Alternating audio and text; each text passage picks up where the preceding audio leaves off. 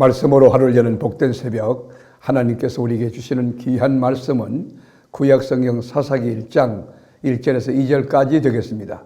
온라인 동참하는 여러분도 다 함께 성경을 펴주시고 같이 말씀 속으로 들어가 보실까요? 여호수아가 죽은 후에 이스라엘 자손이 여호와께 여쭈어 이르되 우리 가운데 누가 먼저 올라가서 가나안 족속과 싸우리이까? 여호와께서 이르시되 유다가 올라갈지니라. 보라, 내가 이 땅을 그의 손에 넘겨 주었노라 하시니라. 아멘. 천지 만물을 창조하신 우리 하나님은 우리 인간과 함께 코워커, 동역하길 원하십니다.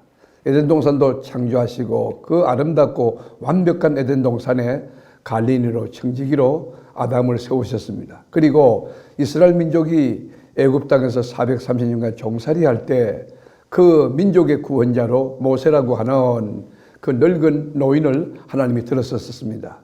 우리가 재판관 또는 지도자라는 뜻을 가진 히브리어 소페팀에서 나온 사사기를 읽어보면 많은 지도자들이 등장합니다. 근데 그 지도자들이 똑똑하고 잘나고 배우고 화려한 스펙 있고 그렇지 않습니다.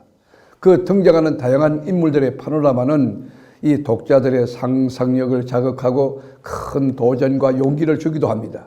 우리가 사사기를 영어로 Book of Judges, 또 헬라어는 크리티스라고 하고 히브리어는 세페라 소포팀이라고 하는데 이 사사기 읽어보세요.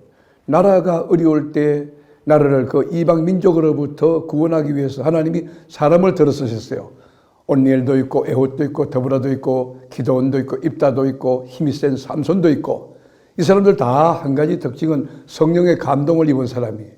하나님의 성령의 감동과 능력을 덧입혀서 사사로 보내서 이방인의 압제에서 벗어나게 한 것이죠. 특별히 힘이 센 삼손 같은 경우는 삼손과 들릴라 같은 영화 보셨죠?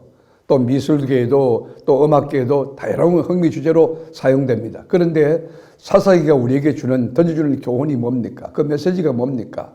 이걸 한마디로 이게 결론 내리기 참 어렵기도 한데 그냥 재미로 읽는 사람이 있다. 그 내용이 너무 흥미롭다. 그렇지만 한 가지 분명한 것은 우리가 다루기 싫어하는 죄를 아주 심각하게 이야기하고 있다는 거예요. 죄 지으면 망한다는 메시지가 흐르고 있어요. 하나님이 심판한다는 겁니다. 회개해야 산다는 거예요. 하나님께로 돌아와야 산다는 거예요. 사사시대는 여호수아 이후부터 타락한 겁니다. 그래서 계속 반복되는 말씀이 뭐냐?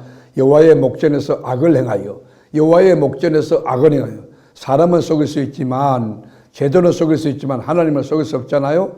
여호와의 목전에서, 여호와의 보시는 데서 악을 행하여. 그게 반복되는 거예요. 이 말은 하나님의 말씀이 없다는 거예요. 예배가 없고 기도가 없고 그리고 하나님의 말씀이 갈수록 희귀해져 가고 이상 꿈이 보이지 않는 깜깜한 허감의 그런 시대를 의미하는 것입니다.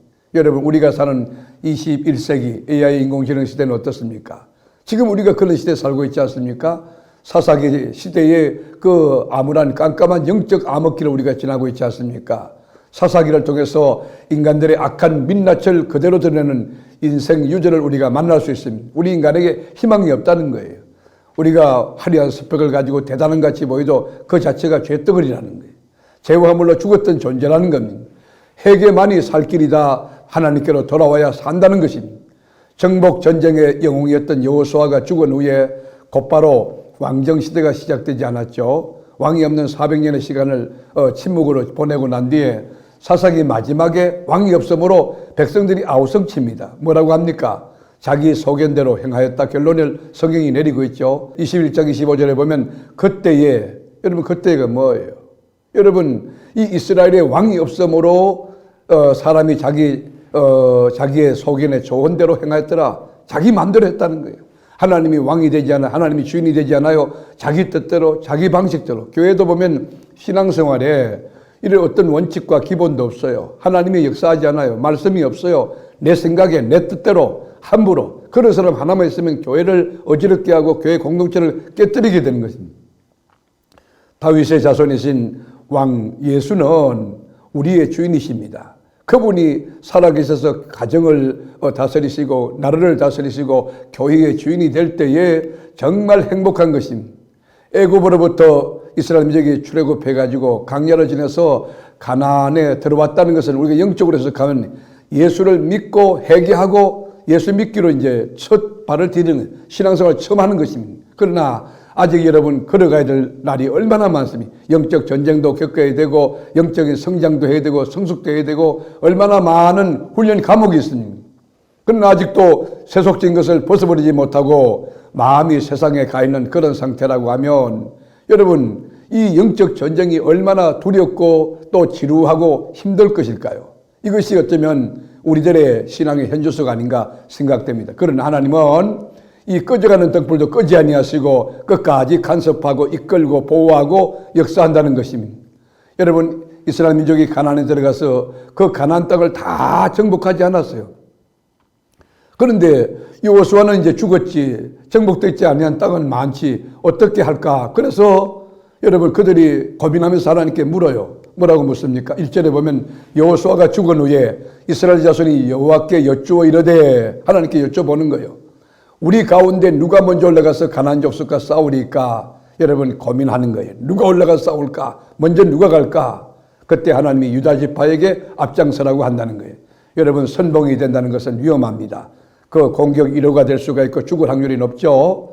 여러분 성공과 실패에 대해서 책임을 져야 하는 그런 자리죠. 유다가 배색을 정복하고 1만 명을 죽이게 돼요. 여러분 하나님의 일을 할 때 제가 먼저 하겠습니다. 제가 할게요. 여러분 유다 민족이 된다는 것은 굉장한 축복이 4절에 보면 유다가 올라가며 여호와께서 가나안 족속과 브리스 족속을 그들의 손에 넘겨주시니 그들이 배색에서 10,000명을 죽이고 왜일까요? 하나님 말씀에 순종할 때 승리하게 한 것입니다. 그래서 그들의 왕을 잡아가지고 여러분 엄지발가락을 자르고 엄지손가락을 잘라버립니다. 왜냐하면 여러분 이 엄지발가락을 자르면 뛰지 못하죠. 엄지손가락 여러분 잘라면 무기를 잡지 못하잖아요. 다시는 전쟁할 수 없도록 만든 거예요. 여러분 이런 악한 일을 70명이나 되는 많은 왕들에게 일을 행한 것입니다. 그리고는 여러분 사람이 그래도 이 적진의 왕이라 할지라도 대우를 해야 되는데 예우해야 되는데 그렇지 않아요. 이 굶겨놨다가 상다리 밑에다가 이 밥을 갖다 던져놓으면 이 개처럼 짐승처럼 그 밥을 받아 먹고 있는 거예요. 그러나 여러분 그거는 잘못된 것이죠. 7절에 보시겠습니다. 아도니 배색이 이르되 옛적에 70명의 왕들이 그들의 엄지손가락과 엄지발가락이 잘리고 내 상 아래에서 먹을 것을 줍더니 하나님이 내가 행한 대로 내게 갚으심이로다 하니라. 무리가 그를 끌고 예루살렘에 이르렀더니 그가 거기서 죽었더라. 여러분 아무리 악한 사람도 양심이 있습니다. 양심의 소리를 듣는 거예요. 아 이렇게 하면 내가 망하겠지. 하나님께서 심판하시겠지. 결국엔 지옥 가겠지. 그 여러분이 영적인 깨달음이 있다는 거예요. 배색은 여러분 예루살렘에 끌려가서 거기서 죽임을 당합니다. 유대는 배색에 의해서 예루살렘과 헤브론도 정복을 했습니다. 그 후에 예루살렘 남쪽 지역에 있는 산악지대 아주 강팍한 그런 지역에 평지에 살고 있는 가나안 사람들과도 계속 전쟁을 치르고 더 전쟁을 치릅니다. 그러나 유다 지파가 어떤 연고인지 피곤해서 그런지 두려워서 그런지 싸움을 완벽하게 제대로 끝내지 아니하고 대충 마무리했다는 것이 사사기의 배경이고 이야기가 되는 것입니다. 여기에 깊은 교훈이 있어요. 우리가 하나님 앞에 회개할 때 철저히 회개하는 것.